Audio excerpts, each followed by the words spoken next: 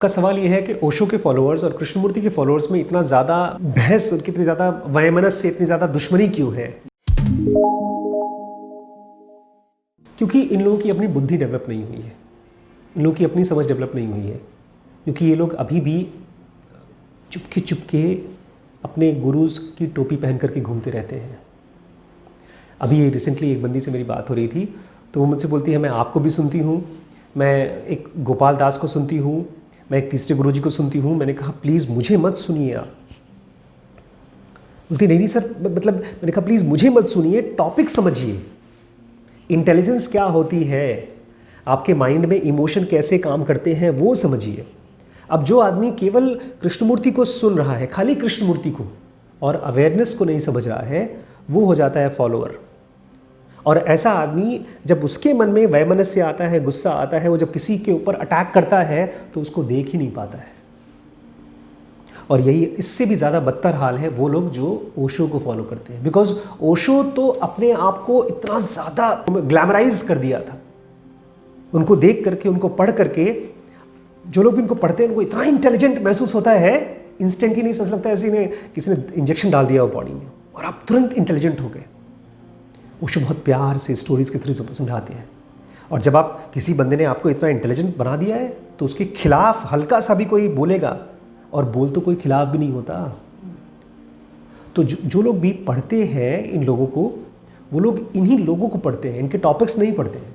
और मैं अपने बारे में बता रहा हूँ, ये मेरे साथ भी हुआ। मैंने ओशो की योग सूत्र के ऊपर, और मुझे नहीं याद आ रहा है कि योग सूत्र पूरी की पूरी मुझे समझ में आई हो, चित्तवृत्ति निरोध क्या है समझ में आया हो, प्रैक्टिकली मुझे कभी करने का मन हुआ हो। मैंने पढ़ा, मैं समझ गया।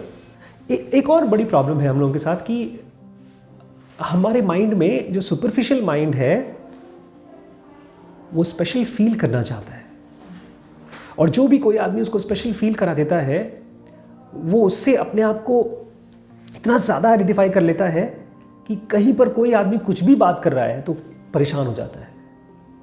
जब मैंने पहली बार ज़ेनोगा पढ़ा तो ज़ेनोगा का ऑथर मैं नहीं जानता था कौन है, डॉक्टर पीजे सहर कौन है मुझे पता नहीं। और मुझे क्या समझ में आ रहा है, मेरे अपने माइंड के बारे में पता चल रहा है कि मैं कैसे परेशान होता हूँ, मैं कैसे दुखी होता हूँ। और मुझे ये मालूम पड़ रहा है कि आई सेंटर इंटेलिजेंस क्या होती है, एक्चुअली इंटेलिजेंस क्या होती है। ठीक ऐसे मालूम पड़ रहा है जैसे किसी कंप्यूटर साइंटिस्ट को नया सॉफ्टवेयर बनाने का आइडिया आ रहा हो।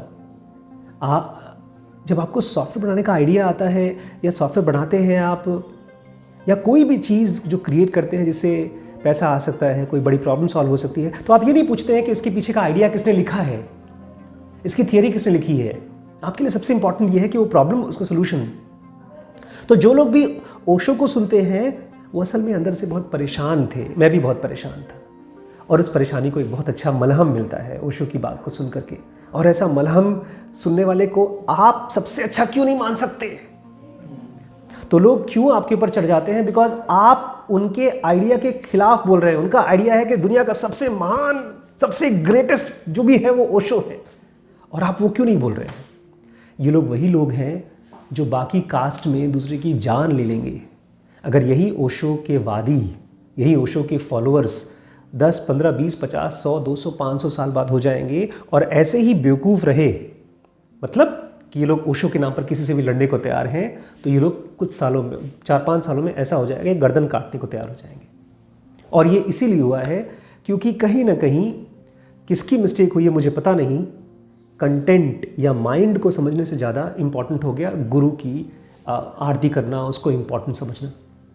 इसमें दोनों की मिस्टेक है। और इसमें कृष्णमूर्ति बहुत समझाने की कोशिश करते थे, अपने आप को बचाने की कोशिश करते, बट ये भाई किसी के साथ भी आप अगर अपनी गर्लफ्रेंड के साथ पहली बार किस करेंगे तो वो आपके लिए पहला प्यार हो जाता है। ऐसे ही कुछ लोगों के लिए पहला प्यार ओशो है, कुछ लोगों के लिए पहला प्यार कृष्णमूर्ति है। और जब भी आदमी, किसी भी इंटेलिजेंट आदमी इंटेलिजेंस की बात करता है तो हम लोग को लगता है अरे हमारा पहला प्यार तो तुम्हारे वाले से ज़्यादा इंटेलिजेंट है, और फिर लगता है कि हम लड़ाई करें।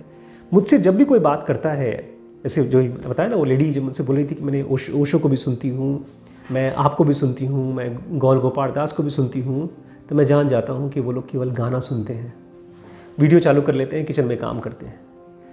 बस मुझसे आप पूछ लीजिए कि पिछले 10 सालों में, 12 सालों में मैंने ओशो की क्या चीज़ें मैंने पढ़ी, क्या समझ, उसकी वजह से मेरा माइंड कैसे समझ में आएगा, मैं नहीं बता सकता। लेकिन जब मैंने अपने माइंड को समझना शुरू किया तब मुझे मालूम पड़ा कि ये लोग असल में किस चीज़ का सहारा लेकर के हमको समझाने की कोशिश कर रहे थे। तो thanks to Osho, thanks to Krishnamurti. और ये भी अच्छी बात बनाई है कि आप मेरे फॉलोअर नहीं हैं। फॉलोअर नहीं है तो इसका मतलब प्रूफ यही है कि आप इंटेलिजेंस बढ़ा पा रहे हैं, आप प्रॉब्लम से देख पा रहे हैं। अभी जो हम लोग पढ़ ही रहे हैं, वो आदमी ने 3 बार उसकी दवाई को मौत मिली, जो स्टैटिन दवाई दुनिया में खोजी गई, इसकी वजह से हार्ट प्रॉब्लम सॉल्व हो गई। उसके रास्ते बड़े टेढ़े मेढ़े हैं। एक पिक्चर है गाइड, उसमें देवानंद बोलता है मैं एनलाइटेड आदमी नहीं हूँ, मैं ख़राब हूँ, मैं चोर हूँ, मैं ये हूँ। तो उसमें एक आदमी होता है नहीं, बोलता है महाराज जी ज्ञान के रास्ते बड़े टेढ़े मेढ़े होते हैं। तो वो लोग जो फॉलोअर्स हैं वो भी बेचारे ज्ञान के रास्ते पे हैं, रास्ता बड़ा टेढ़ा मेढ़ा है। आज वो आपके ऊपर चढ़ जाएंगे, बाद में उनको अपनी गलती का एहसास होगा, बाद में कुछ टाइम के बाद। तो ठीक है, यही ज्ञान का रास्ता टेढ़ा मेढ़ा होता है।